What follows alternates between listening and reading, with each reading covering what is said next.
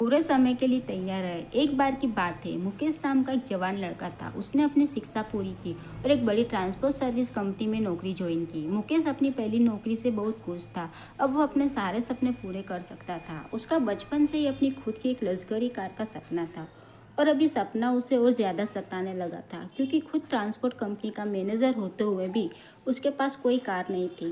उसने हाल ही में नौकरी करना शुरू किया था, इसलिए उसके पास कार लेने के लिए पर्याप्त पैसे नहीं थे। फिर भी एक दिन उसने अपने पिता से इस बारे में चर्चा की और कार को लेकर अपने विचार पिता से कहे। उसके पिता ने उसे समझाया, बेटे, मैं जानता हूँ कि तुम एक कार लेना चाहते हो, लेकिन अभी खरीदना जल्दबाजी होगी। विजय ने उत्तर दिया, जल्दबाजी? मैंने सोचा था कि आप मेरे इस फैसले से बहुत खुश होगे। पिता ने कहा, मैं तुम्हारे लिए खुश हूँ मेरे बेटे, लेकिन तुमने हाल ही में अपनी नौकरी शुरू की है। तुम्हें भविष्य में आने वाले कठिन समय के लिए कुछ पैसे बचाना चाहिए। इसके अलावा कार खरीदने से पहले कुछ समय इंतज़ार करना चाहिए और कुछ पैसे डाउन पेमेंट के लिए भी बचाना चाहिए, न कि इसे पूरी तरह से रूम पर खरीदना चाहिए। ओ पिताजी, आप बहुत ऑर्थोडॉक्स हैं। जब मुझे अभी कार मिल सकती है तो मैं इंतज़ार क्यों करूं? ज़िंदगी 4 दिनों की है और ये सिर्फ एक बार मिलती है। मैं पैसे बचाने में समय वेस्ट करना और अपने सपनों को छोड़ना नहीं चाहता। और आप कौन से कठिन समय की बात कर रहे हैं? क्या आपको लगता है कि मैं अपनी नौकरी खो सकता हूँ? क्या आपको मेरी काबिलियत पर शक है?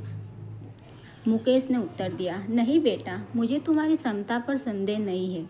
मुझे यकीन है तुम जीवन में ज़रूर सफल होगे, लेकिन हमें हमेशा सबसे बुरे के लिए तैयार रहना चाहिए। इसके अलावा मैं ये नहीं कह रहा हूँ कि हमेशा इंतज़ार करो। कुछ वर्षों तक प्रतीक्षा करो और आपात स्थिति के लिए कुछ पैसे बचाओ और साथ ही अपनी कार के डाउन पेमेंट के लिए भी कुछ पैसे बचाओ। पिता ने समझाया, मुझे समझ नहीं आ रहा है कि आप किस बुरे समय की बात कर रहे हैं। मैंने कमाई शुरू करने के लिए कितने वर्षों तक इंतज़ार किया ताकि मैं अपनी कार खरीद सकूं। मैं अब और इंतज़ार नहीं कर सकता। विजय ने जाने से पहले कहा। विजय ने कार लोन लेकर आगे बढ़ने का फैसला किया। उन्होंने ऋण के लिए आवेदन किया और उसे तुरंत मंजूरी दे दी गई। अब वह अपनी कार का गौरवान्वित मालिक था। उसे सफलता महसूस हुई। अब उसका सपना पूरा हो गया। एक दिन जब वह उठा तो उसने एक नए वायरस के बारे में खबर पड़ी जो पूरी दुनिया में फैलना शुरू हो गया था। वो संक्रामक था, एक इंसान से दूसरे इंसान में फैलता था। इस नई बीमारी का कोई इलाज कोई नहीं ढूंढ सका। हर कोई डरा हुआ था। धीरे धीरे ये वायरस हर देश में फैलने लगा। सरकार ने यात्रा पर प्रतिबंध लगा दिया। अचानक यात्रा उद्योग ध्वस्त होने लगा।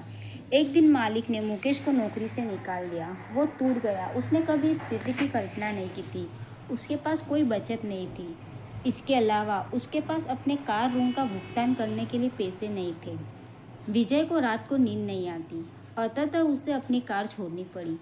स्थिति इतनी खराब थी कि उसे अपना जीवन चलाने के लिए अपने दोस्तों से पैसे उधार लेने पड़े। उसे अपने पिता की सलाह याद आई और उसे कुछ भी बचत न करने और बहुत अधिक कर्ज लेने की अपनी गलती का एहसास हुआ। कहानी की शिक्षा है कि याद रखें, आपातकालीन और कठिन समय के लिए हमेशा बचत करें, कभी ज़्यादा कर्ज न लें। अपने वित्तीय लक्ष्यों की योजना ज़रूर बनाएं। नेवाली नवी कंपनी में मैनेजर की नौकरी ज्वाइन कर ली।